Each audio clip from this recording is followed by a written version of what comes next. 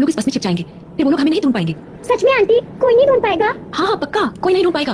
आ जाओ। Thank you aunty, पर मैंने तो आपको ढूंढ लिया। मैं नंदिनी को बचाने के लिए बस के बाहर जाने लगा, पर तब तक बहुत देर हो चुकी थी। बस को उन लोगों ने चारों तरफ से घेर लिया था। हेलो अंकल, बाहर आओ ना, खेलो हमारे साथ। और शायद मुझे देखकर हंसे जा रहे थे। उन आवाजों को सुन मैं इतना घबरा गया कि अपनी जगह से हिल भी ना पाया। और थोड़ी देर बाद वो आवाजें आनी बंद हो गई और गांव के लोगों की आवाज सुनाई देने लगी।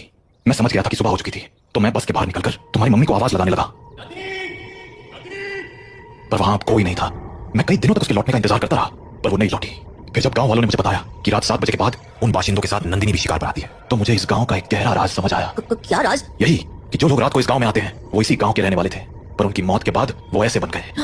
मतलब कल जिसे मैंने देखा वो तुम्हारी मम्मी नहीं थी बेटा, क्योंकि मरे हुए लोग वापस नहीं आया करते। इंसान बनकर तो बिल्कुल नहीं।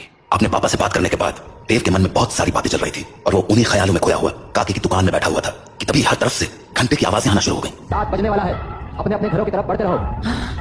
चलो चलो, घंटा बज गया, निकलो अपने अपने घरों को। अरे बुढ़िया, तो फिर शुरू हो गई। बोला था ना ये सब फालतू की बातें। अरे बावड़े, दिमाग फिर गया है क्या तारा? जानता है ना 7 बजे के बाद बाहर के हुए है कच्चा चबा जाएंगे वो बाशिंदे। अच्छा, और तुझे कैसे पता कि वो कच्चा चबा जाएंगे? क्योंकि आज तक जो भी रात को बाहर उठा है वो मारा ही गया है। अच्छा, फिर थारा राणा सा कैसे बच गया? हाँ, वो भी तो फंसा था ना रात को अपनी लुगाई के साथ। मैंने बोला ना, थारी फालतू बातें सुनने के लिए हमारे पास टेम ना है। जा निकलो यहाँ से। हाँ जाता हूँ।